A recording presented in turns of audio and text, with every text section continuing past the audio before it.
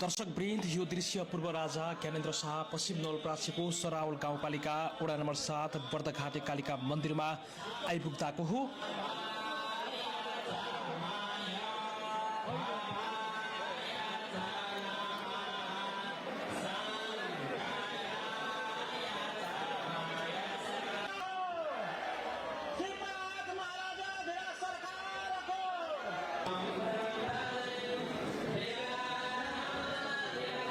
कसरी हेर्नु भएको छ? एक थरीले भन्दैछन् हिन्दू राज्य तत्कालै स्थापित गर्छौँ, राज संस्थालाई तत्कालै पुनः स्थापित गर्छौँ।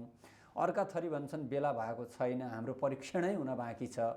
संविधान जुन बनेको हो, जुन पहिचानका कुरा हुन्, जुन परिवर्तनका कुरा हुन्, जुन आन्दोलनको तपाईँ पनि अङ्ग हो, हिस्सा हो, त्यसलाई अझै कार्यान्वयन गर्न बाँकी नै छ भनेर भनिरहेको छ। कसरी हेर्नु भएको छ यो?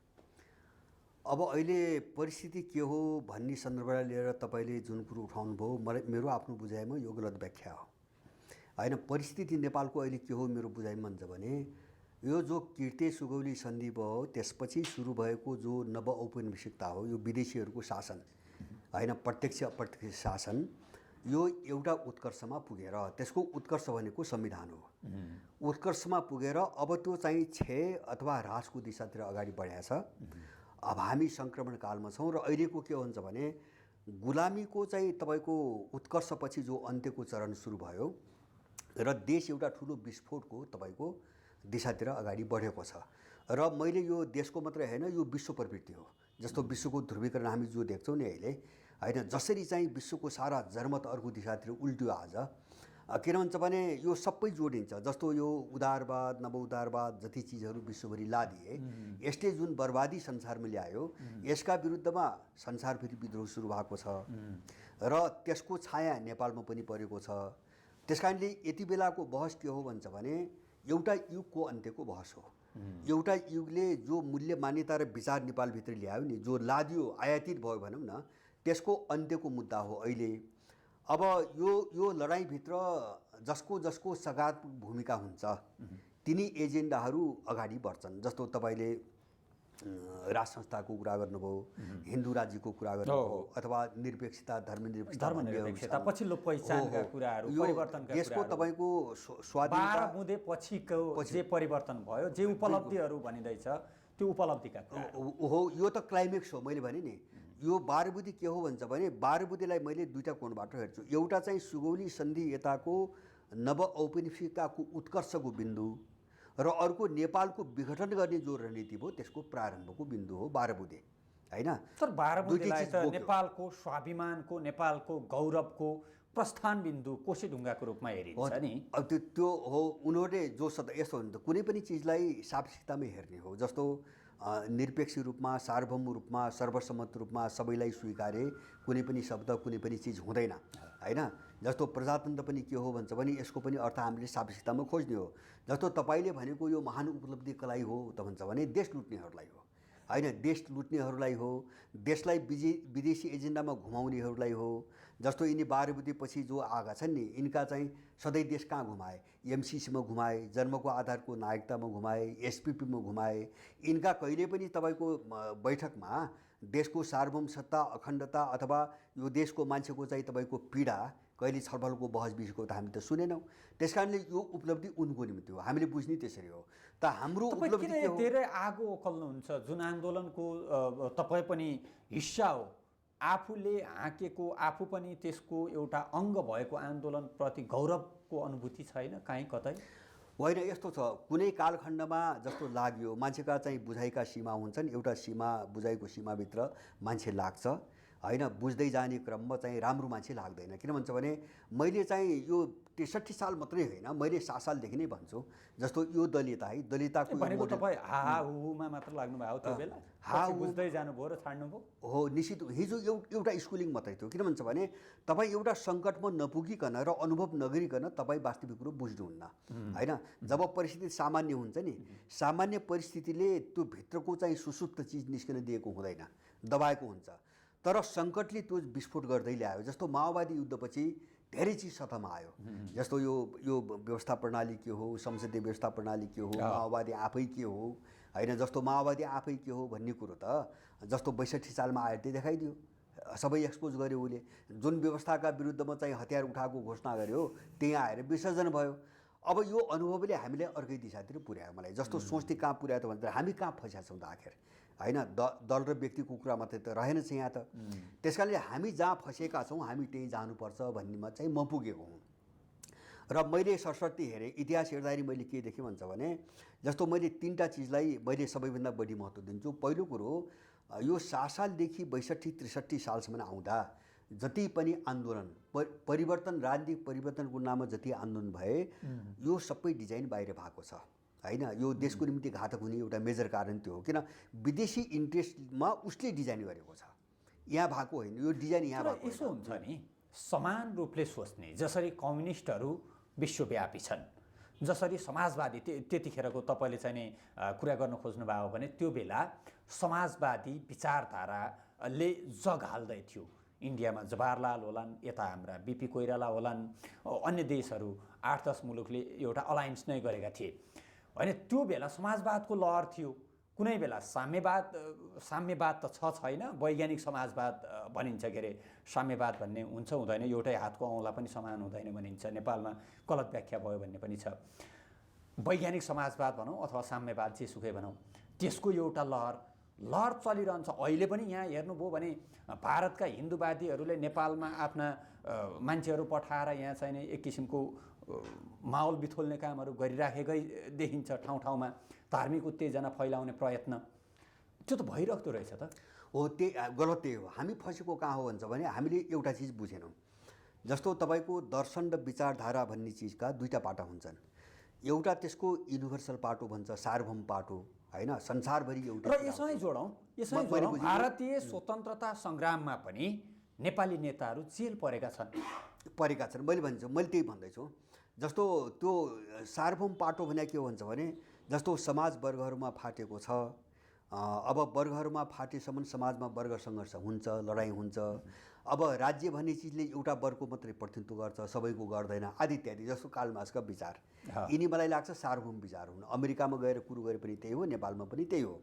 तर अर्को चाहिँ यो विचारको पाटो के हुन्छ भन्छ भने स्थानीय हुन्छ, जसलाई हामी क्रान्ति भन्छौँ, होइन। क्रान्ति किन स्थानीय हुन्छ, त्यो अर्को देशसँग किन मिल्दैन भन्छ भने त्यो देशको समग्र परिवेश नै फरक हुन्छ। जस्तो तपाईँले भन्नुभयो नि त हिजोको चाहिँ विचारधाराको युगको तपाईँको जस्तो समाजवादी विचारधारा भने नन अलायन्स मुभमेन्टका कुराहरू, नन अलायन्स मुभमेन्टका कुराहरू भए यहाँ कहाँ फाट्छ भन्छ भने जस्तो हामीले गल्ती के गर्यौँ भन्छ भने जस्तो यो लेनिनले जो समाजवादको व्याख्या गरे, माओले जो चाहिँ त्यो व्याख्या गरे, उनले आफ्नो देशको सन्दर्भमा गरे, किन त्यो देशको सभ्यता त्यस्तै थियो, संस्कृति त्यस्तै थिए, त्यहाँको सामाजिक सम्बन्ध त्यस्तै थियो, त्यहाँको आवश्यकताको व्याख्या गरे। हामीले त्यो कपी गरेर हामी फसेको हो। किन भन्छ भने नेपालका सभ्यता संस्कृति, यहाँको जलवायु, यहाँका वनस्पति, यहाँको मान्छे, होइन। त यहाँ त हाम्रो के छ, वैदिक सभ्यता छ, किराँत छ, बौद्ध छ, बोन छ। हाम्रो स्लाभिक सभ्यता त होइन नि, होइन। सबैतिरका स्रोत साधन र त्यो सम्बन्धहरू त एकै किसिमको हुँदैन।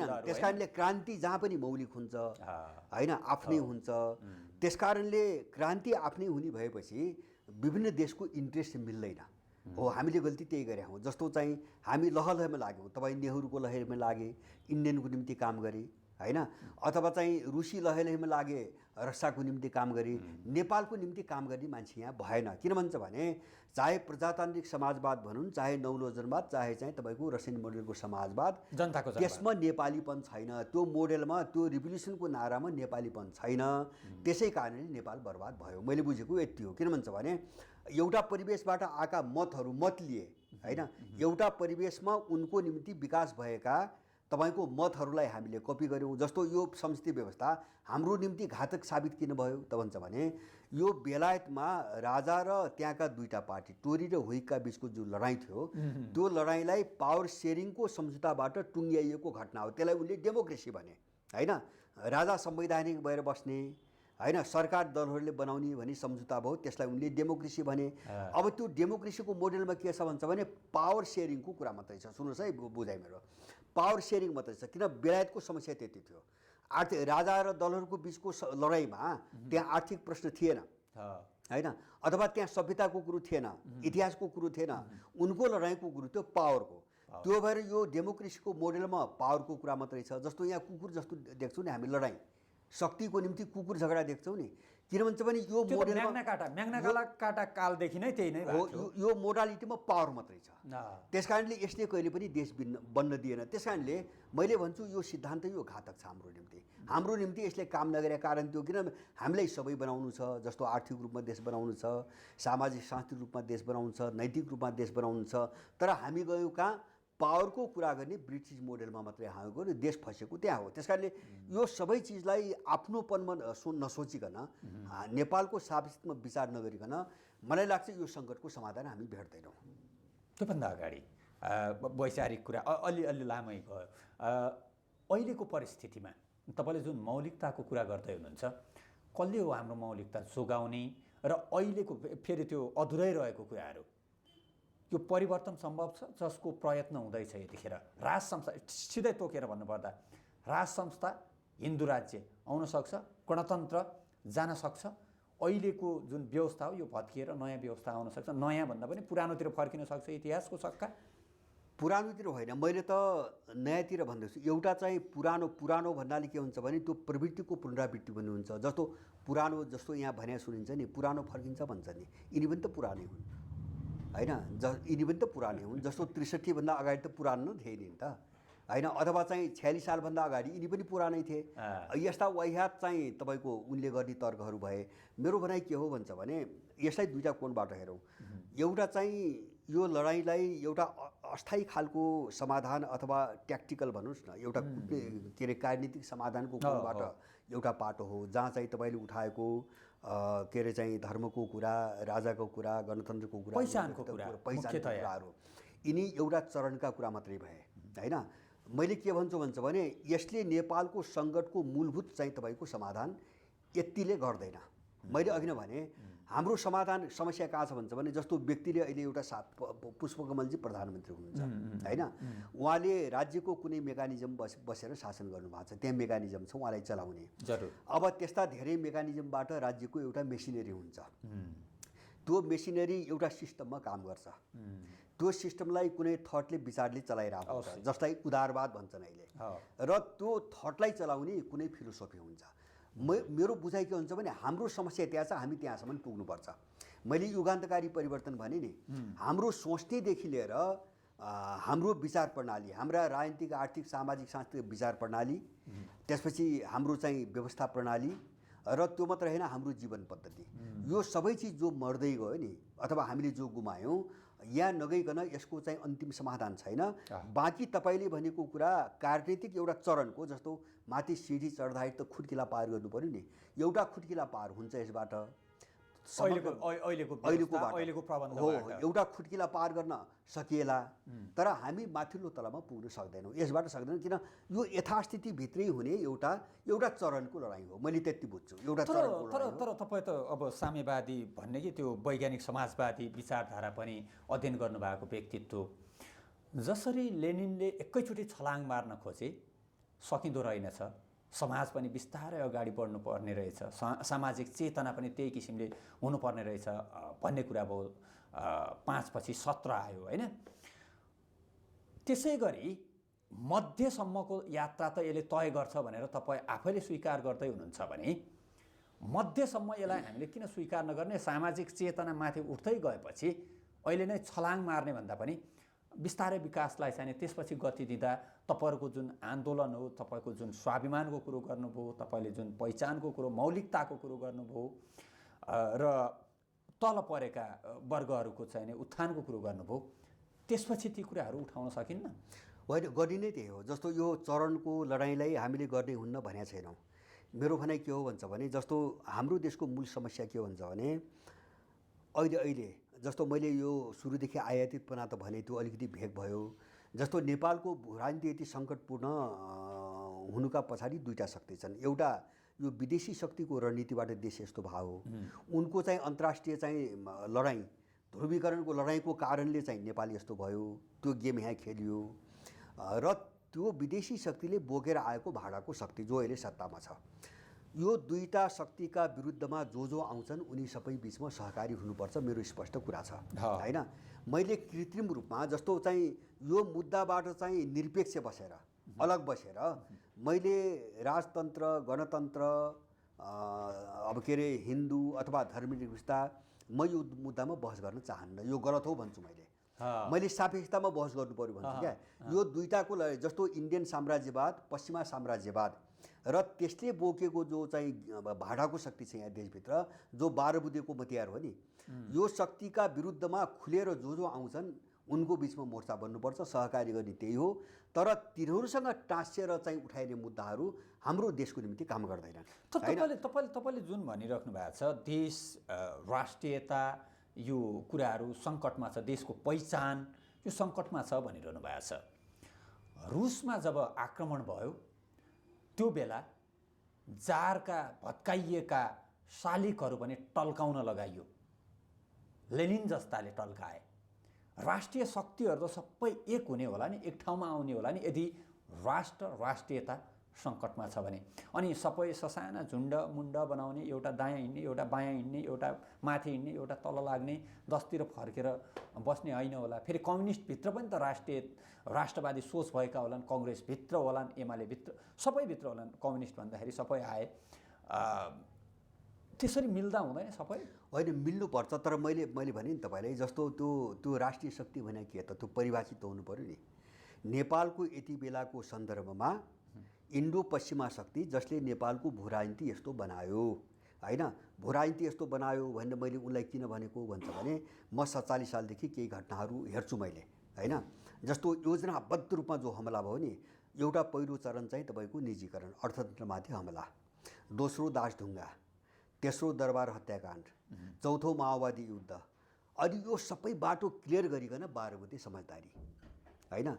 यो जसले गरायो र यसमा जो मतियार भयो यसका विरुद्ध आउने शक्ति मात्रै राष्ट्रिय शक्ति हो, मेरो बुझाइ हो।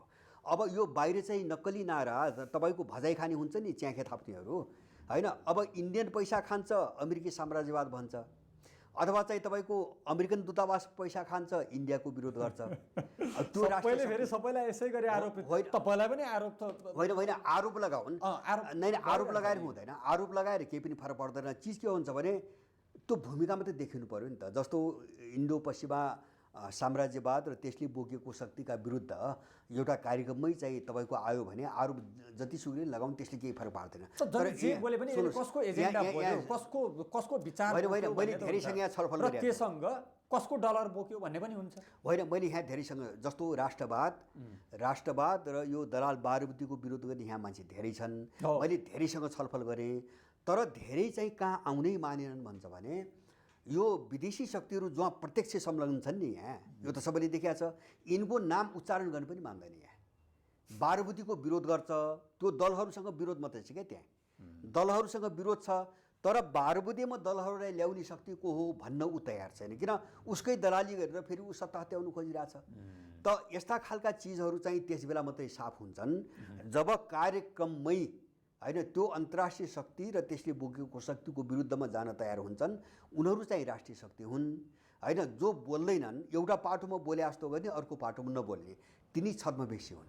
त्यसकारणले गर्दाखेरि राष्ट्रिय शक्ति भनेर बाहिर जो कराउँछन् सबैलाई समेट्न सक्ने स्थिति छैन। यो भ्रम नेपाली फस्या छ। त्यसकारणले गर्दाखेरि हामीले देशलाई साँच्चीकै निकास दिने अथवा चाहिँ तपाईँको मान्छेको चाहिँ यो पीडाको सेन्टिमेन्ट भजाएर हैन अब यिनलाई सरकारबाट हटाएर आफू मन्त्री हुनु कुरा मात्रै हो।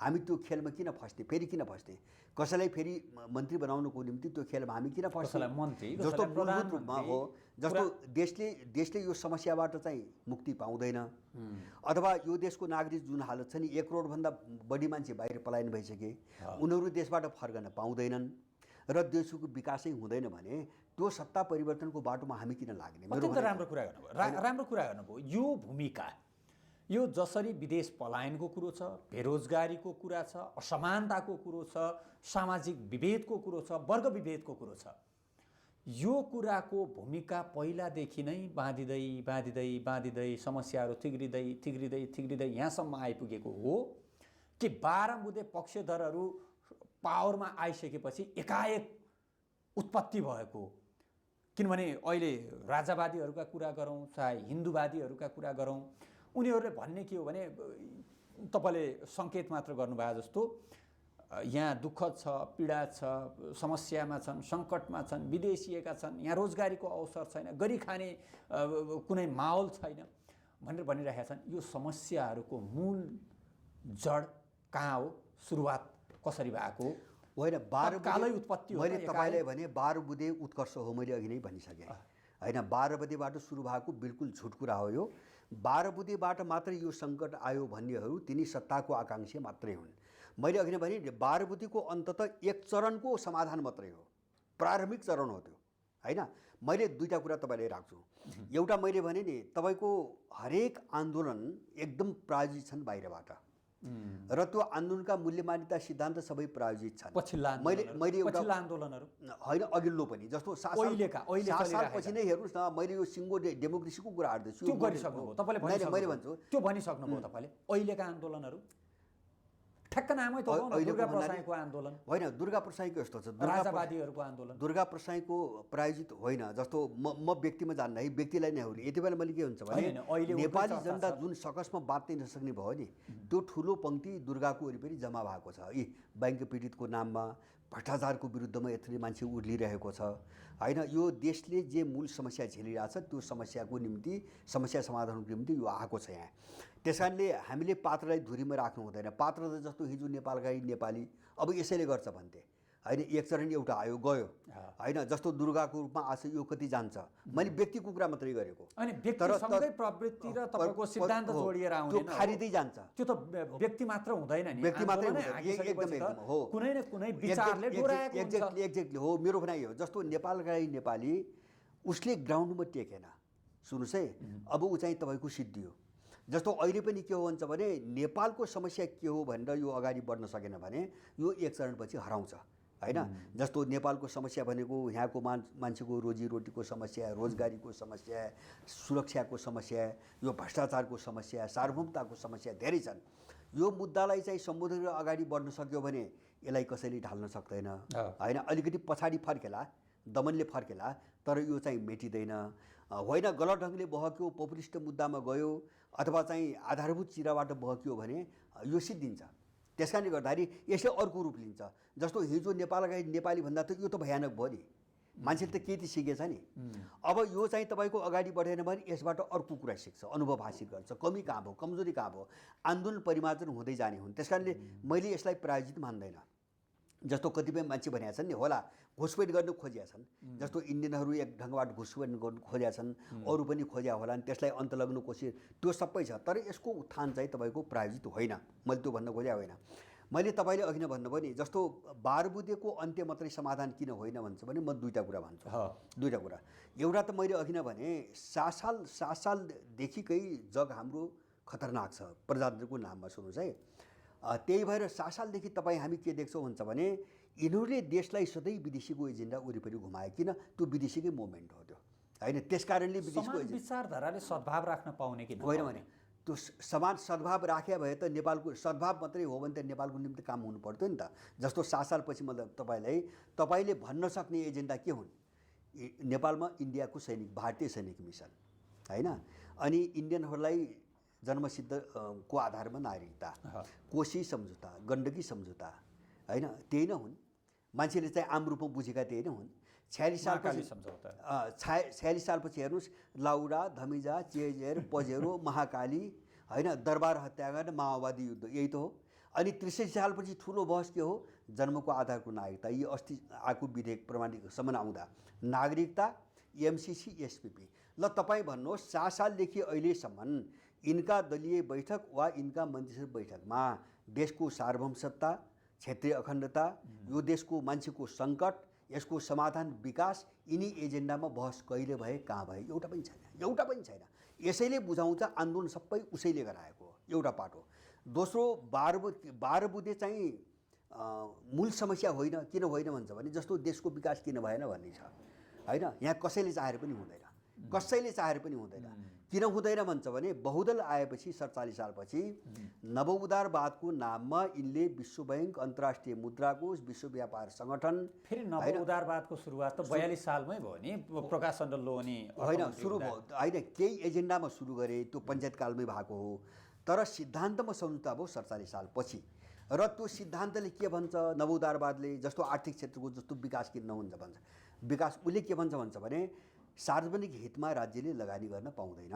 सार्वजनिक हित भनेको आम मान्छेका हित, जस्तो शिक्षा, स्वास्थ्य, त्यसले सुरु गर्यो निजीकरण। यहाँ शिक्षा र स्वास्थ्यको जो हाल दिएको छौ नि, किन राज्यले लगानी गर्न पाउँदैन, त्यो यसले सम्झौता गरेको छ नम्बर 1। दोस्रो चाहिँ विकासको सन्दर्भमा एउटा जस्तो पञ्चायतकालमा के थियो, बजेटको 60% अनि हाम्रो सफल भएन आफ्नो ठाउँमा छ। खाद्य संस्थान, यस्ता आयल निगम जस्तो छ नि हामीसँग, सफल भएन, बिल्कुल गलत कुरा हो। तब 45 वर्षमा पञ्चायत आत्मनिर्भर थियो, धान चामल कम्पनी भन्ने यहाँ खोलेका थिए, यहाँबाट भनेको राज्यले पनि गर्दैछ क्या, वितरण त गर्दैछ, सम्पूर्ण रूपमा उदारीकरण त छैन। होइन उदारीकरण हो नि, यता सुन, राज्यले तपाईँ अहिले विकासको कुरा गर्दैछु मैले, पञ्चायतकालमा जति बजेट हुन्थ्यो त्यसको 60% विकास बजेट, 40% प्रशासनिक खर्च। बहुदल आउने बित्तिकै 50-50 गराए। र अहिले पुष्पकमलको बजेट हेर्नुहोस्, विकास बजेट 17%, 83% चाहिँ सामान्य खर्च, भने लुटेर खाने खर्च, तलब भत्ता सेव। अब 70% विकास बजेटले देशको विकास गर्छ, किन 70%मा आयो त भन्दाखेरि राज्यले विकासमा लगानी गर्नै पाउँदैन। होइन, सम्झौता त्यो हो। एउटा त सार्वजनिक क्षेत्रमा लगानी हुँदैन, आम मान्छेलाई चाहिने। दोस्रो, राज्यले अर्थतन्त्रलाई त्यो माहौल बनाइदिने हो, राज्यले अर्थतन्त्रलाई संरक्षण दिन पाउँदैन, दोस्रो सम्झौता संरक्षण दिन पाउँदैन। र तेस्रो, जति ऋण र अनुदान हुन्छ त्यो उनले तोकेको सेक्टरभन्दा बाहिर विनियोजन गर्न पाउँदैन। त्यही भएर जस्तो हामीसँग भएको स्रोत साधनमा लगानी किन गर्दैन राज्यले, त्यो उसँग एग्रिमेन्ट हो बहुराष्ट्रिय कम्पनीसँग। जस्तो हामीसँग राज्य नियन्त्रित व्यवस्था हुनु पर्यो, राज्य नियन्त्रित होइन, राज्य संरक्षित त हुनु पर्यो नि त। अर्थतन्त्र चाहे निजी सेक्टरको होस्, चाहे सरकारले चलाएको होस्, त्यसलाई राज्यले संरक्षण नगरिकन देश काम लाग्छ होइन। कमसेकम त्यसको मूल्यको ग्यारेन्टी हुनु पर्यो, बजारको ग्यारेन्टी हुनु पर्यो, त्यो उत्पादन जो छ त्यसलाई हानि नोक्सानी हुने गरी चाहिँ आयात रोक्नु पर्यो, त्यही सामान रोक्नु पर्यो। यति त मेकानिजमहरू मजबुत बनाएको, यहाँको उत्पादनले संरक्षण प्रोत्साहन पाओस् भन्ने नीति त हुनु पर्यो नि। अब त्यो पनि गर्न नपाउने सम्झौता छ यहाँ। अनि यो सम्झौता रहेसम्म यो देशको विकास कसरी हुन्छ भने, त्यो क्षेत्रमा जस्तो विदेशीले जति ऋण दिन्छ नि, किन कृषिमा लगानी हुँदैन, किन उद्योग के अरे चाहिँ जडीबुटीमा हुँदैन, किन पानीमा हुँदैन, यत्रो पानी छ, राज्यले लगानी गर्नुपर्ने, सबै विदेशीलाई किन दिन्छ, लगानी गर्न दिँदैन, सम्झौता त्यो हो। त्यस कारणले यो जालो नतोडिकन तपाईँ 12 बुँदेको कोर्स चाहिँ खारिज गरिकन मात्रै तपाईँ देशको विकास कसरी गर्नुहुन्छ। त्यस कारणले समस्या हाम्रो यो सिस्टम यसको सिद्धान्त हो, उदारवाद जसलाई भन्छौँ नि, त्यो त्यहाँसम्म नपुगिकन देशको विकास हुँदैन, यो भ्रम हो। मैले भने 12 बुँदेको कोर्सको अन्त्य एकदमै जरुरी छ, त्यो पहिलो पाइला हो र त्यो पहिलो खुट्किला मात्रै हो, बस मैले यति बुझेको छु। मैले 63 सालपछि जे सुरु भयो नि, यसको अन्त्यको कुरा मात्रै हो, जति एजेन्डा आयो यसको अन्त्यको कुरा मात्रै हो, यो नेपालको सङ्कटको समाधान होइन, अन्तिम समाधान होइन। अहिलेका आन्दोलनहरूले चाहे दुर्गा प्रसाईका होस्, चाहे अन्य राजावादीहरूका, यी आन्दोलनहरूले, यद्यपि तपाईँले भनिसक्नुभयो दुर्गा प्रसाईको आन्दोलन भनेको आयातित होइन भनेर भनिसक्नुभयो, यी आन्दोलनहरूले 12 बुँदेको तपाईँले भन्दै हुनुहुन्छ त्यो हटाउनुपर्छ, पहिलो खुट्किला त्यो हुन्छ भनेर, त्यसलाई हटाउन विस्थापित गर्न सक्छन्, त्यो सामर्थ्य राख्छन्? तपाईँले कसरी हेर्नु भएको छ यी आन्दोलनहरू? होइन, अब यो यस्तो छ, सामर्थ्य छ, अब त्यो आन्दोलनले मात्रै त्यो सक्छ मेरो निष्कर्ष त्यो छैन होइन। तर लडाइँको एउटा प्रारम्भ हो होइन। अब त्यो अलिकति परिमार्जित हुनुपर्छ होला, मेरो विश्वास छ, मलाई आशा छ होला। परिमार्जित भएर त्यसलाई अलिकति चाहिँ जस्तो नारामा त्यो कार्यक्रममा सबै परिमार्जन गरेर अगाडि बढ्नुपर्छ। के भयो, के छाड्नु पर्यो, के नयाँ थप होइन, छाड्नु पर्यो भने छाड्नु परेन, जस्तो फोकस कहाँ हुनु पर्यो, केन्द्रित कहाँ हुनु पर्यो भन्छ भने देशले जे समस्या झेलेको छ त्यहाँ जानु पर्यो क्या। जस्तो मेरो भनाइ के भन्छ भने 12 बुँदेको एउटा त त्यो कोर्सको अन्त्य भयो, त्यसभित्र धेरै एजेन्डाहरू आयो, म त्यहाँ जान चाहन्न। त्यो त व्यवस्थाको दोस्रो कुरो आर्थिक सामाजिक मुद्दा उठाएका छन्, आर्थिक मुद्दा विशेष गरेर ब्याङ्कहरूको, वित्तीय संस्थाहरूको आतङ्कको कुरो उठाइरहेका होइन छन्। यो बैंकको वित्तीय संस्थाको पनि आतङ्क कहाँबाट आइरहेको छ त्यो बुझ्नु पऱ्यो क्या, कारण बुझ्नु पऱ्यो क्या। जस्तो आतङ्क मात्रै छ भनेर त भएन नि त। आतङ्क किन आयो त भन्दाखेरि त्यो त एउटा नीतिले ल्यायो। त्यो नवोदारवाद अन्तर्गत जो दलाल पुँजीवाद हो नि, त्यो दलाल पुँजीवादको एउटा बाटो नै लुट हो होइन, पुँजी सञ्चयको बाटो हो, अधिकतम रूपमा चाहिँ तपाईँको मान्छेको सम्पत्ति लुट्ने बाटो हो। यो सामान्य कुरा थप्नु पर्यो परिमार्जन कसरी होइन, परिमार्जन जस्तो चाहिँ एजेन्डा छोडेर है, एउटा एजेन्डा त 12 बुँदेको कोर्सको अन्त्य भयो, अहिले त्यसभित्र आउने एजेन्डा भइदियो, त्यो त आइसक्यो। व्यवस्था परिवर्तन भनेपछि त्यो सबै दोस्रो कुरा नै समाप्त हाम्रो भयो। खुला सिमाना बन्द गर्नुपर्छ। हाम्रो थाई समस्या हो यो, थाई समस्या के गर्ने, तारबार कि पर्खाल? तारबार पर्खाल पर्दैन, सिमाना बन्द गरेर भिसा र पासपोर्ट सिस्टम लगाइदिए पुग्यो नि त। इन्डियनहरू चाहिँ तपाईँको सारा अपराधको स्रोत पनि खुला सिमाना हो र जनसङ्ख्या अतिक्रमणको स्रोत पनि खुला सिमाना हो। इन्डियन अत्याचारको यो सारा कारण पनि खुला सिमाना। नियमन गरे हुँदैन, त्यसले त फेरि फाइदा पनि गरेछ नि। वारीबाट पारी जाने, पारीबाट वारी आउने, उताको बिहेको सम्बन्धहरू यता होइन, बिहे किन यो अतिरिक्त रोजगारीका लागि उताबाट यताबाट उता सबै थोक छ। रोटी बेटी बिहे भने यो इन्डियन दलालहरूको भाष्य हो यो होइन। इन्डियासँग जति विवाह गर्छन् मलाई लाग्छ त्योभन्दा बढी अन्य देशसँग हुन्छ अहिले युरोपमा अमेरिकामा विवाह गर्ने मान्छे कम छन् होइन। अनि चाहिँ तपाईँको सिमानामा जाँदा हामीले देख्छौँ कि प्रत्यक्ष त्यो त देखिन्छ। यहाँ के हुन्छ भने एउटा घर यता एउटा घर उता पनि देखिन्छ। हिमालबाट पनि त तिब्बतमा बिहारी मान्छे होला नि केरा अवश्य होइन त। अनि त्यहाँ हामीले रोजी बेटीको कुरा गर्ने सिमाना खोल्नु पऱ्यो नि। अब त्यसो भएपछि तिब्बतसँग पनि सिमाना खोल्नु पऱ्यो होइन। अब ऊ सेन्जेन इलाका भन्छ नि युरोपियनहरूले, युरोपमा यत्रो बिहा गरिरहेछन्, अब सेन्जेन इलाकामा हाल्नु पऱ्यो होइन। यस्तो कुरा गरेर चाहिँ राष्ट्र जोगिँदैन। त्यस कारणले गर्दाखेरि तपाईँको अर्को रोजगारीको कुरो यताका उता उताका यता होइन, त्यसमा भिसा लगाउने रोजगारी किन नेपाललाई पनि लगाओस् भिसा। किन नेपालमा इन्डियामा गएर नेपालीबाट जति पैसा जति रोजगारी गरिरहेछ नि त्यसको त्योभन्दा 5 गुणा बढी यहाँ इन्डियन आएर बसिरहेछ होइन। इन्डियनले यहाँबाट लगिरहेछ। रेमिट्यान्स नै सबभन्दा बढी लग्ने देशमध्ये पर्छ इन्डियनहरू। यहाँबाट लग्ने देशहरूमा अधिकतम रूपमा बढेछ। 5-6वटा देशभित्र पर्छ नेपाल। भनेपछि सिमाना बन्द नगरिकन यो समस्या कहिले पनि हल हुन्न। तेस्रो चाहिँ एउटा 12 बुँदे, दोस्रो सिमाना बन्द, तेस्रो चाहिँ एनजिओ आइएनजिओ सबै यहाँबाट लखेट्नुपर्छ। किन यो एउटा पश्चिमा रणनीति अन्तर्गत एजेन्डाहरू चलाउने हो होइन। सत्ता नै उनले चला हो। जस्तो तपाईँको कुनै पनि मन्त्रालयको नीति यहाँ कसैले पनि बनाउँदैन। मैले भन्छ भने देश ऋण र अनुदानबाट चले देश, उनको शर्त हुन्छ, शर्त अनुसार यहाँ काम गर्छन् र सबै नीति उनले बनाउँछन्। जस्तो खाद्यान्न नीति, वन नीति, सुरक्षा नीति, विदेश नीति, न्याय नीति। नेपाल त यस्तो भइगयो कि तपाईँको एनजिओको लगानी न्यायालयभित्र प्रवेश गराएपछि न्यायाधीश गुन्डामा परिणत भयो आज होइन। न्याय सर्वोच्च अदालत एनजिओले चलाउँछ। एनजिओ आइएनजिओ यहाँबाट नलखिकन यो देश कहिले पनि स्वाधीन बन्दैन। तेस्रो मैले देखेको कुरा दुर्गा प्रसाई भन्छन् मारवाडी खेदौँ, तपाईँ भन्नुहुन्छ एनजिओ आइएनजिओ खेदौँ। होइन, दुवै परे। एनजिओ आइएनजिओ मारवाडी त लुट्नु मात्रै आएको छ, उसले प्रभावित पार्ने हो होइन। एनजिओ आइएनजिओ त संस्थागत रूपमा एउटा सम्झौताबाटै देश चलाइरहेछ, सम्झौताबाटै देश चलाइरहेछ, नीति बनाइरहेछ उनीहरू। र इस्ट इन्डिया कम्पनी जस्तै हो। इस्ट इन्डिया कम्पनी होइन, यिनको विश्वव्यापी नियम हो। यहाँ मात्रै होइन कि उनीहरू राष्ट्रातीत अधिराष्ट्रिय सङ्गठन भन्छन्। उनले एनजिओहरूको जाल हो। जस्तो 2001मा रियो द जेनेरियोमा यिनको अन्तर्राष्ट्रिय सम्मेलन भयो। त्यसको मूल एजेन्डा नै के हो भन्छ भने सबै देशहरूलाई यो चाहिँ छाताबाट चलाउने भन्ने उनको नीति छ। 2001को घोषित नीति हो। यसको अन्त्य नगरिकन नेपाल काम लाग्दैन। र अर्को चाहिँ मैले तपाईँले संयुक्त राष्ट्रसङ्घको स्थापना पछि साना देशहरूको पनि अस्तित्व स्वीकार गरियो, विस्तारवाद रोकियो, नेपालकै पनि अस्तित्व सुरक्षित भयो भन्ने गरिन्छ। यस्तै त होला नि एनजिओ आइएनजिओ भने पनि होइन। त्यस्तो होइन, राष्ट्रसङ्घ जस्तो होइन। राष्ट्रसङ्घ त अन्तर्राष्ट्रिय कानुनले बनेको एउटा सङ्गठन भयो। सबै देशले आधिकारिक रूपमा चाहिँ युएनलाई पनि स्वीकृत गरेर चाहिँ मानेको चिज भयो। एनजिओ आइएनजिओ होइन। त्यसरी कुनै युलाई युएनलाई यिनीहरूलाई चाहिँ त्यसरी लिनु भएन होइन। एनजिओ त्यस्तो हुँदैन। एनजिओ त युरोपका देश र अमेरिकनहरूले आफ्ना चाहिँ तपाईँको लगानी गर्ने एउटा माध्यम बनाएर विभिन्न कमजोर देशहरू शासन गर्ने, लुट्ने, तोडफोड गर्ने हतियार हुने नि त। युनाइटेड त्यो उसको पनि संयुक्त राष्ट्रसङ्घ र तपाईँको युएनको पनि युएन भन्छु त्यो युरोपियन युनियनको पनि त हुन्छ नि युरोपियन युनियनको फन्डिङ भनेको तपाईँको त्यो एउटा एक खालको राज्य स्तरको फन्डिङ हो होइन। यिनी त राज्य स्तरका अङ्ग पनि भएनन्।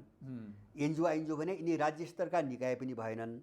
यिनी कुनै अन्तर्राष्ट्रिय कानुनले मान्यता दिएका सङ्गठन पनि भएनन् होइन। जस्तो यहाँ 20-25 संयुक्त राष्ट्रसङ्घ ठिक छ, त्यसदेखि बाहेक अरू होइन। संयुक्त राष्ट्रसङ्घको उसको भूमिका ठिक छ कि छैन त्यहाँ नजाउँ, कमसेकम त्यसरी प्रत्येक देशले औपचारिक रूपमा स्वीकृत गरेको सङ्गठन त हुनु पऱ्यो नि। त्यो त एनजिओ त होइन, अन्तर्राष्ट्रिय मान्यता प्राप्त त होइन यिनीहरू। जस्तो धेरै देशमा यिनीहरू प्रवेशै पाउँदैनन् होइन, धेरै देशमा यिनीहरूले लगानी गर्नै पाउँदैनन्।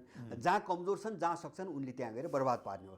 त्यस कारणले एउटा चाहिँ मैले अघि नै भने, यो नवोदारवादका नाममा बहुराष्ट्रिय कम्पनीसँग भएका सम्झौता तोड्नुपर्छ विकास गर्ने हो भने। चौथो होइन, चौथो कुरा र यिनी हामीले भोगेका एजेन्डाहरू हुन्। जस्तो करप्सनको मुद्दा तेस्रो भयो होइन, अर्को एउटा भयो यो भ्रष्टाचारको। यसको सम्पूर्ण चाहिँ यिनको सर्वस्वरण गरेर यिनलाई यसरी दण्डित गर्नुपर्छ कि यहाँको मान्छेले दण्ड गर्नु चाहिँ कति ठुलो अपराध रहेछ भन्ने कुरा बुझोस्। केही पाठ त दिनु पऱ्यो नि त, मान्छेलाई केही सन्देश त दिनु पऱ्यो, समाजलाई नैतिकवान त बनाउनु पऱ्यो। र मलाई अर्को यिनी मूलभूत चिजमा नगएर लडाइँ अगाडि नबढाइकन नेपालको यो समस्या हल हुँदैन। भनेको यी सबै कुराहरू एजेन्डाहरू मिल्यो भने के दुर्गा प्रसाई र तपाईँको पनि सहकार्य हुनसक्छ सँगसँगै देख्न होइन? सहकार्य सबैको हुनुपर्छ। दुर्गा प्रसाई हाम्रो अर्काको मात्रै भएन कि, जस्तो सहकार्य त्यो मिसनसँग चाहिँ जोडेर जाने सबै मान्छेको बिचमा हुनुपर्छ। मैले भने जानुहुन्छ दुर्गा प्रसाईको अभियानमा?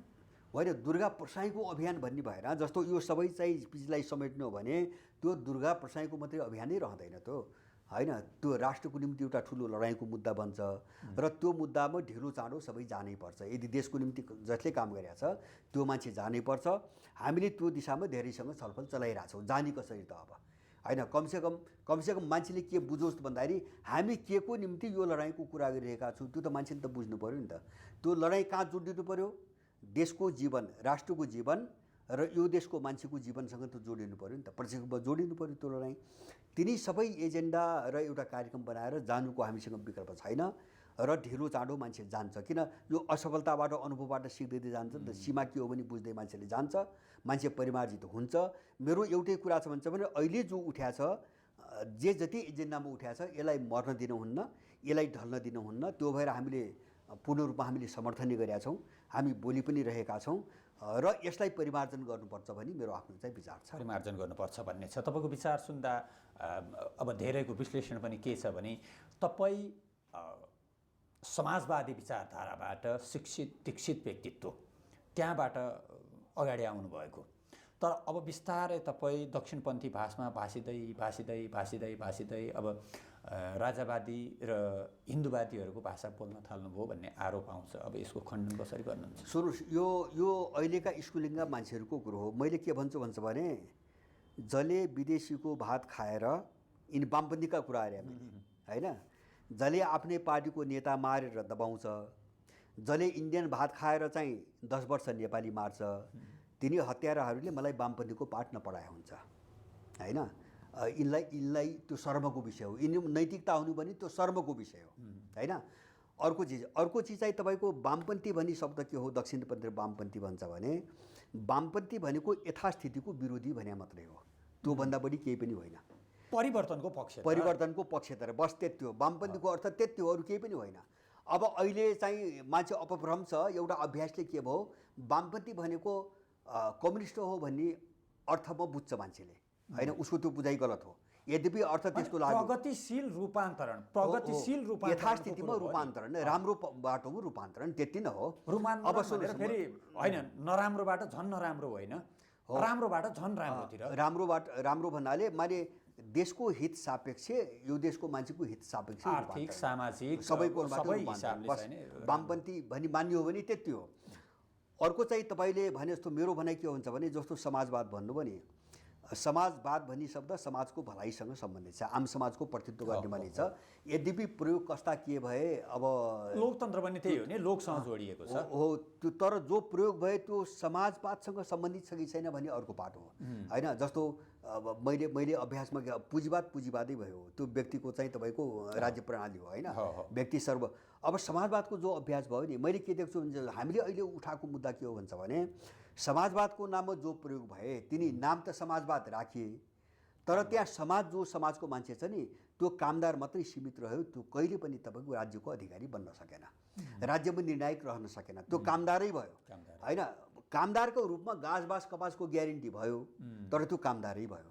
त्यसैले मेरो अहिले हामीले यो त उठाएको सुरुवात हो नि त। यो पाक्नु पर्यो, फल्नु पर्यो, फुल्नु पर्यो, पाक्नु होइन, पर्यो, त्यो मोडेल त्यसपछि झर्ने हो अनि नयाँ आउने हो। होइन, त्यो मोडेलै गलत भयो। जस्तो समाजवादको प्रयोगको मोडेलै गलत भयो। हाम्रो कुरो के हो भन्छ भने अहिले जस्तो हामीले उठाएको कुरो समाज केन्द्रित विचारधारा र व्यवस्था प्रणाली त्यही अनुसारको भनेको छौँ। जस्तो शासन प्रणालीमा हामीले स्थानीय स्वशासन, पूर्ण अधिकारसहितको स्थानीय स्वशासन भनेका छौँ। अब ग्रासरुट रूपमा जसलाई अहिले पालिका भन्छ नि, त्यसलाई सम्पूर्ण रूपमा निर्णय गर्ने शक्ति नदिएर चाहिँ तपाईँको अब त्यो राजनीतिक रूपमा त्यो तलको मान्छे चाहिँ निर्णायक भन्दैन, कहिले पनि भन्दैन, होइन। बाँकी त बिचौलिया हुन्। जस्तो केन्द्र प्रदेश भने त त्यो ग्रासरुटको मान्छेको प्रतिनिधित्व गर्दैन नि यसले, होइन। माओवादी फेल खायो। माओवादीले पनि अब जस्तो पहिला एउटा माओवादीले पनि भन्थ्यो, मधेस आन्दोलनताका स्वायत्त मधेसका कुरा पनि थिए, तर त्यो त फेल खाइसक्यो नि। यहाँ होइन, फेल त्यो जातीय प्रान्तीय होइन, यो त विदेशी एजेन्डा थियो। यो विदेशी एजेन्डा थिए, नेपाललाई धुमाल्नु दिएका एजेन्डा थिए। यो सफल हुने सम्भावना थिएन, किन नेपालको यथार्थ एकातिर थियो, यिनले अगाडि बढाउनु खोजे एजेन्डा अर्कोतिर थियो। कहाँबाट सफल हुने, धरातलले नभएपछि सफल हुँदैन। र दोस्रो मैले भने स्थानीय स्वशासनपछि हामीले जस्तो आर्थिक विकासको क्षेत्रमा हामीले के भन्छ भने हामीले सामुदायिक अर्थतन्त्रको मेरुदण्ड मुख्य रूपमा सामुदायिक अर्थतन्त्र, माने समुदाय जो तल छ, होइन। जसलाई अहिले हामी गाउँ भनी बुझौँ अथवा पालिका भनी बुझौँ अथवा एउटा जिल्ला भनी बुझौँला, त्यसको कन्सेप्ट म अहिले जान्न। त्यो समुदायले के उत्पादन गर्ने, कसरी गर्ने, त्यसको मार्केटिङ कसरी गर्ने, त्यसको आवश्यकता के हो, सारा चिज निर्णय गर्ने त्यही समुदायलाई हुनुपर्छ। त्यो विकास समुदायको अर्थतन्त्रमा हस्तक्षेप कसैले गर्न पाउनु हुँदैन। अझ यसो भन्न मिल्छ, सच्याउनु होला, मिलेन भने लाइनको जो अन्तमा छ सबैभन्दा पहिला त्यसको उत्थान। जस्तो उत्पादनमा पनि के, जस्तो काठमाडौँलाई एउटा समुदाय मानौँ एकछिन, मैले यहाँ के उत्पादन गर्ने, त्यो त त्यसको जे आवश्यकता छ त्यो न गर्छ, होइन। अहिले यहाँका मान्छेको आवश्यकताबाट उत्पादन त हुँदैन। यो त पुँजीको निम्ति उत्पादन हुन्छ। यहाँ त पुँजी सञ्चयको हिसाबबाट उत्पादन हुन्छ। हामी कहाँ जानुपर्छ, हामीलाई जे चाहिएको छ मान्छेले त्यही गरोस्। त्यस कारणले त्यो छनौट गर्ने र त्यसलाई अगाडि बढाउने राइट जबसम्म त्यो समुदायलाई हुन्न तल, तबसम्म त्यसको विकास कहिले पनि हुँदैन। हामी यो मोडेलमा गएका छौँ। त्यस कारणले हाम्रो चाहिँ जो तपाईँले समाजवाद भन्नुभयो, त्यसको जो प्रयोग देखियो त्योभन्दा उच्च स्तरको समाजवादको प्रयोग हो, ताकि सम्पूर्ण अधिकार त्यही समुदायलाई हो। समुदाय भने त समाज हो, समुदाय सबै मिलेर समाज बन्ने हो। त्यस कारणले त्यो सामुदायिक अर्थतन्त्रमा जाने हामी कुरो गरेका छौँ, जसको प्रयोग समाजवादमा पनि भएन। मैले भने समाजवादमा मान्छे कामदार भयो, पुँजीवादमा दास भयो, पुँजीवादमा बिल्कुल दास भयो, समाजवादमा कामदार मात्रै भयो। त्यस कारणले गर्दा त्योभन्दा माथि मान्छेलाई कसरी उठाउने, समुदायलाई कसरी उठाउने। त्यस कारणले हाम्रो जो समुदाय कि हाम्रो तृणमूल नेपालको एउटा मुद्दा समाज केन्द्रित विचारधाराको विकास, होइन। त्यो पनि आफ्नो मौलिकतामा समग्रमा कुरा गर्दा हाम्रो आफ्नो स्कुल अफ थट के हो, जस्तो नेपाललाई अगाडि बढाउने हाम्रो आर्थिक, राजनीतिक, सामाजिक, सांस्कृतिक, नैतिक विचारधारा के हो, हामी त्यहाँ जानुपर्छ। हामी यो आयातित सबै फ्याँक्नुपर्छ। र त्यसलाई व्यवहारमा जाँदाखेरि सिस्टमको कुरा आउँछ। सिस्टमको कुरा आउँदाखेरि त्यो समुदायलाई मजबुत राजनीतिक रूपमा, आर्थिक रूपमा, सामाजिक, सांस्कृतिक रूपमा समुदायलाई मजबुत कसरी गराउने, हामी त्यहाँ केन्द्रित छौँ। र त्योभन्दा अर्को चाहिँ देशलाई चाहिँ अगाडि बढाउने, एउटा समृद्ध बनाउने अर्को बाटो छैन। जस्तो कुनै पनि पार्टीका, कुनै पनि विचारधाराका, सङ्गठनका अल्पकालीन, तात्कालीन, मध्यकालीन, दीर्घकालीन योजनाहरू हुन्छन्। तपाईँको अन्तिम गन्तव्य जे भन्नुभयो 3-4वटा एजेन्डाहरू त्यो होला। तर अहिले जुन किसिमको अलमल देखिँदैछ, अन्यल देखिँदैछ, एउटा चाहिँ नै चक्कालाई इतिहासतिर फेरि फर्काउने प्रयत्न, अर्को चाहिँ रोक्ने प्रयत्न। तर फेरि जसले रोक्न खोजिराखेका छन् तिनीहरूले आफ्ना कमी कमजोरीहरू रोक्ने प्रयत्न गरेका छैनन्। हामी ठिक हौँ, अर्को गलत हो मात्र भनिराखेको अवस्था सम्भव छ। राजा आउन हिन्दू धर्म फेरि पुरानै कुरो सुरुमै जाँदाखेरि, अथवा तपाईँ राज संस्था र हिन्दूको पक्षमा हो कि होइन, त्रिमूलकै कुरा गरौँ। यस्तो मेरो प्रश्न यस्तो छ, मैले के बुझ्छु भन्छ भने तपाईँको जस्तो मैले सुरुमा तपाईँलाई एउटा कुरा भनौँ, यो रिलिजन र धर्म भन्ने चिज एउटै होइन। यो हामीले गलत अनुवाद गरेर बसेका छौँ, होइन। हामीले सम्प्रदायलाई धर्म भनिरहेछौँ। अब मेरो चाहिँ हिन्दू त अझ सभ्यता हो, बृहत सभ्यता हो, होइन। सभ्यता हो। अब एउटा हाम्रो अझ चाहिँ असली भाषा तपाईँको बोल्ने हो भने हाम्रो वैदिक सभ्यता हो वैदिक सनातन र हाम्रो किराँत सभ्यता हो, नेपालको कुरा गर्छु मैले। त्यो चाहिँ हिन्दू मात्रै भन्दा पुग्दैन क्या, म त्यो पक्षमा छैन। किन हामी कहाँ किराँत सभ्यता छ, यत्रो प्राचीन सभ्यता छ, हामीसँग त्योभन्दा प्राचीन बोन सभ्यता छ, हामीसँग बौद्ध सभ्यता छ। त यो सबैलाई एकीकृत नगरिकन हाम्रो देश चाहिँ तपाईँको सभ्यता र संस्कृतिमा पूर्ण हुँदैन। यस्तो गलत र अपाङ्गको कुरा कसैले गर्न हुँदैन। ओमकार परिवारको कुरो हुन्छ नि, अहिले ओमकार भन्नुहोस् अथवा हाम्रा कमसेकम मूलभूत रूपमा 4 सभ्यता त समेट्नु पर्यो। जसले नेपालको नक्सा बनाए होइन, जसले नेपालको सभ्यता र संस्कृति र मूल्य मान्यताको कोणबाट एउटा नक्सा खडा गरे होइन, त्यो सबै चिजलाई नजोडिकन हामी अगाडि बढ्न सक्दैनौँ। मेरो कुरो एउटा प्रश्न छ। दोस्रो के हुन्छ भने धर्म भनेको कर्तव्य हो होइन, धर्म भनेको त्यति हो जसले प्राकृतिक रूपमा जे स्वभाव र गुण प्राप्त गरेको छ त्यो अनुसारको काम गर्नु, जिम्मेवारी चाहिँ तपाईँको निर्वाह गर्नु धर्म हो होइन। बाँकी धार्मिक संस्कृति हुन् बढीमा है, बाढी चाहिँ पूजा पद्धति, प्रार्थना विधि र धार्मिक संस्कृतिहरू हुन्। त्यस कारणले यिनलाई धर्मको रूपमा चाहिँ अब व्याख्या गर्न मिल्दैन। त्यो अर्कै कुरा भयो, गर्न मिल्दैन सम्भव छ छैन र होइन, त्यो आवश्यक छ कि छैन, सम्भव छ कि छैन। नै यस्तो हो।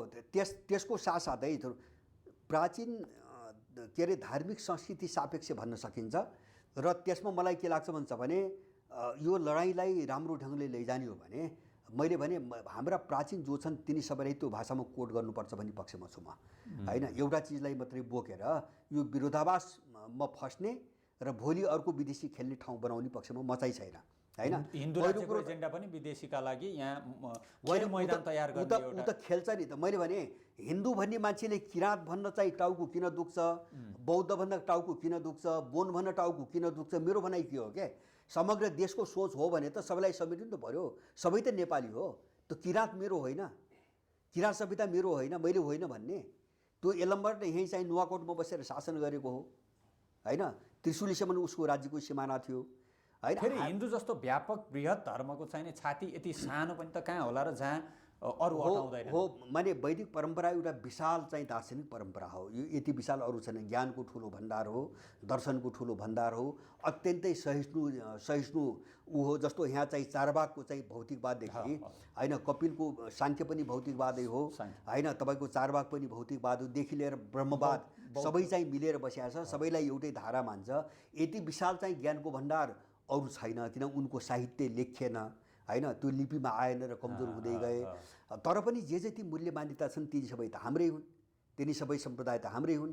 त्यस कारणले गर्दाखेरि सनातन धर्म सापेक्ष, सुन्नुहोस् मेरो आफ्नो भाषामा कोड धर्म सापेक्ष, किन धर्म सनातनै हुन्छ।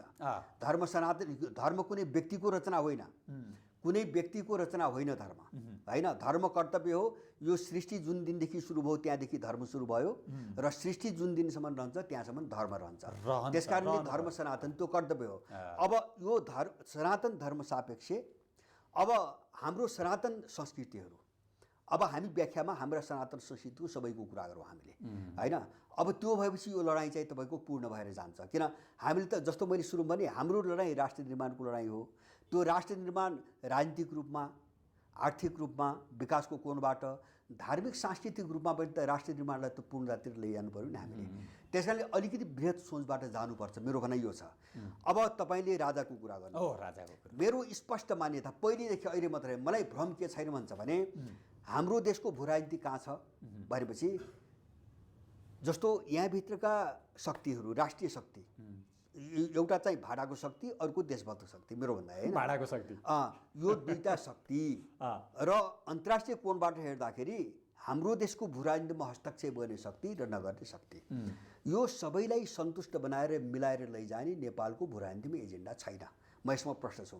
किन यही चिजको त्यही स्वार्थले देशलाई यस्तो बनायो, त्यही अन्तर्राष्ट्रिय शक्तिहरूको एजेन्डामा टक्राउले देशलाई यस्तो बनायो। त्यस कारणले सबैलाई मनाएर लैजाने कुनै एजेन्डा छैन, उनीहरू मान्दैनन्।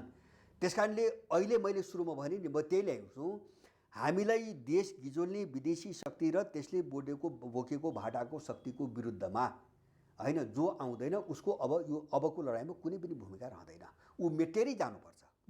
त्यस कारणले राजाको कुरा गर्दा यो लडाइँमा उनको भूमिका सकारात्मक मात्रै होइन, त्यो सबैले बुझिने खालको भूमिकासहित आउँछन्। अब त्यो ब्यानरलाई बोकेर जानु हाम्रो पनि धर्म हो, राष्ट्रका निम्ति है, राष्ट्रका निम्ति हाम्रो पनि कर्तव्य हो। किन त्यो मोर्चाको कन्सेप्ट हो त्यो होइन। एउटा देशभक्त शक्तिहरू मोर्चाबन्दी गरेर जाने भन्ने हो, त्यसभित्र त्यो एउटा पोलिटिकल एजेन्डा पनि पर्छ। त्यो भूमिका हुँदैन भने त्यो एजेन्डा म चाहिँ बोक्दिनँ, होइन। जस्तो प्रश्न शब्दमा हुन्छ भने इन्डियन साम्राज्यवाद र पश्चिमा साम्राज्यवादसँग भलाकुसारी गर्ने हो, भूमिका खेल्ने होइन। यहाँ दललाई मात्रै गाली गरे जस्तो गर्ने, होइन। अब यसलाई जो बोक्ने शक्ति हो त्यसप्रति मौन रहने वा उसँग मिल्न खोज्नु हो भने त्यस्तो एजेन्डासँग मेरो कुनै सम्बन्ध छैन। म देशको योगी आदित्यनाथको सक्रियता अलि बढी देखिन्छ, होइन। योगी आदित्यनाथको सक्रियता हाम्रो निम्ति घातक हुन्छ, मेरो बुझाइ त्यही हो। किन भन्छ भने उनले आफ्नो इन्ट्रेस्टको कुरा हाल्छन्, त्यो त मूर्खले पनि बुझ्नु पर्यो नि। त्यही सक्रियताले नेपालमा राज संस्था पुनस्थापित गर्छ भन्ने राजावादीहरूको विश्वास। तपाईँ सुन्नुहोस्, एउटा चाहिँ साझा मुद्दामा सहकार्य गर्ने एउटा कुरा हुन्छ, तर अर्काको इन्ट्रेस्टमा काम गर्नु थाल्यो भने तपाईँको चिनको इन्ट्रेस्टमा गर्नुहोस् त्यो घातकै हुन्छ, इन्डियाको गर्नुहोस्, अमेरिकन गर्नुहोस् त्यो घातकै हुन्छ। तपाईँ नेपाली बन्ने कि नबन्ने मेरो कुरो त्यो हो क्या। र मैले त्यो हिन्दुत्वलाई, त्यो इन्डियन हिन्दुत्वको रूपमा मैले कहिले पनि स्वीकार गर्दिनँ। मैले कहिल्यै पनि स्वीकार गर्दैन। उनको पोलिटिकल आइडियोलोजी हो, जो हिन्दुत्व भन्छन्, एउटा पोलिटिकल आइडियोलोजी हो, उनले प्रश्न भनेका छन्, होइन। हामी त्यो बोक्न सक्दैनौँ, त्यो देश मार्ने कुरा हो, देश सिद्ध्याउने कुरा हो।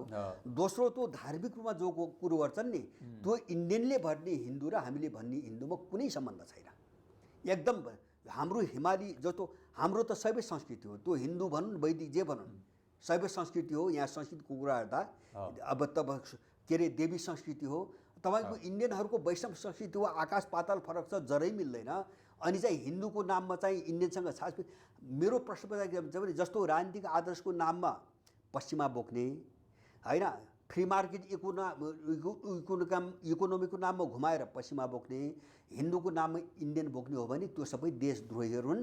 यिनी एउटै श्रेणीका देशद्रोही हुन्, यिनले देश डुबाउँछन्। यस्तो कुबाटोमा नेपाल लाग्नु हुँदैन। मैले बुझेँ तीनटा धर्म छ, तीनटा धर्म। अब मैले भने जो मूल कर्तव्य भने त्यो बात सुन्नुहोस्, हरिद्वारमा पूर्व राजा ज्ञानेन्द्र र योगी आदित्यनाथसँगै नुहाएको निकै चर्चित बनेको थियो त्यो तस्बिर, होइन, सन्त महन्तहरूसँगै। अब त्यो हिसाबले पनि उनको सक्रियता नै यहाँ राज संस्था पुनस्थापित गर्नका लागि महत्त्वपूर्ण साबित हुन्छ भन्ने विश्वास सम्भवतः योगी थिए जस्तो लाग्छ। सुन्नु एउटा मेरो बुझाइ प्रश्न, एउटा त इन्डियनहरूले राज संस्था पुनर्बहाली हुन कुनै हालतमा दिन्नन्, उनले अल्मल्याएको मात्रै हो। म प्रश्न बुझ्छु, यो आरएसएस बिजेपी दिँदैनन्। किन दिँदैन भन्छ भने माओवादी युद्धको 10 वर्षको कार्यकालमा 8 वर्ष बिजेपी सत्तामा छ। यो कुनै पनि नेपाली नबिर्सियोस्। माओवादी पाल्ने बिजेपी हो नम्बर 1।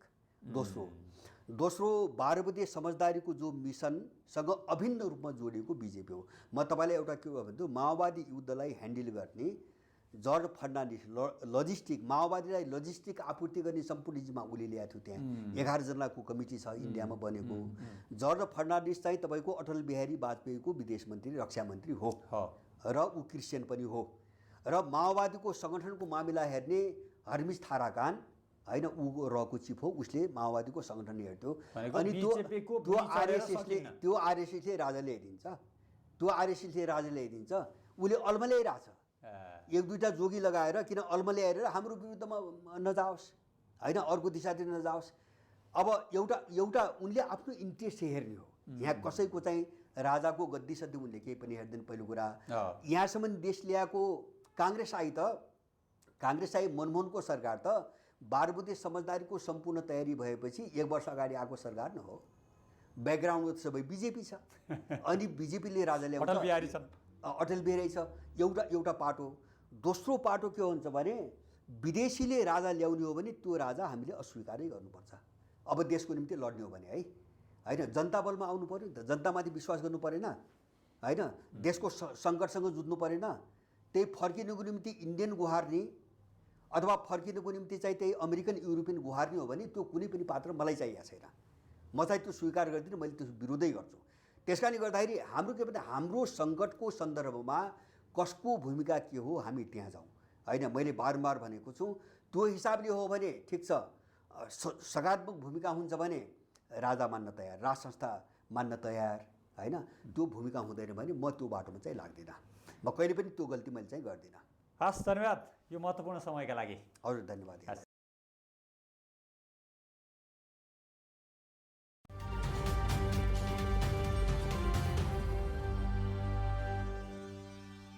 दर्शकवृन्द नमस्ते। सतहमा शान्त देखिए पनि नेपाली समाज भित्रभित्रै उम्लिरहेको छ। निराशाको यो उम्लाई कहिलेकाहीँ नदेखिनुपर्ने र नहुनुपर्ने घटनामा पनि देखा पर्छ। त्यसै कारण देश अब बन्दैन भन्ने सङ्कथन बलियो गरी निर्माण हुने क्रममा छ। राजनीतिक नेतृत्वभन्दा बाहिर रहेका र देश बनाउनुपर्छ भन्नेहरूको हुटहुटी पनि क्रमशः शिथिल हुँदै गएको छ। नागरिकको यही निराशाको आगोमा राजनीतिको रोटी सेक्न पाइन्छ कि भनेर कुरेर बसेकाहरू बाहेक समाजका धेरै जस्तो तह र तबका अहिले खुसी छैन। आफ्नै हातले लेखेको संविधान र लडेर ल्याएको व्यवस्थाले पनि किन नागरिकको अवस्था परिवर्तन हुन सकेन? राज्यका निकायहरू किन यति कमजोर र लाचार हुँदै गएका? सेवा प्रवाहमा चुस्तता ल्याउँछौँ भन्ने प्रतिबद्धता किन पानीका फोका जस्तै समयक्रमसँगै प्याट्ट प्याट्ट फुट्न थालेका? के देश अब तङ्ग्रिनै नसक्ने गरी थला परेको हो त? यी र यस्तै प्रश्नको जवाब आजको फायर साइडमा खोज्नेछौँ र यसका लागि हामीसँग हुनुहुनेछ संवैधानिक कानुनका ज्ञाता डाक्टर भीमार्जुन आचार्य।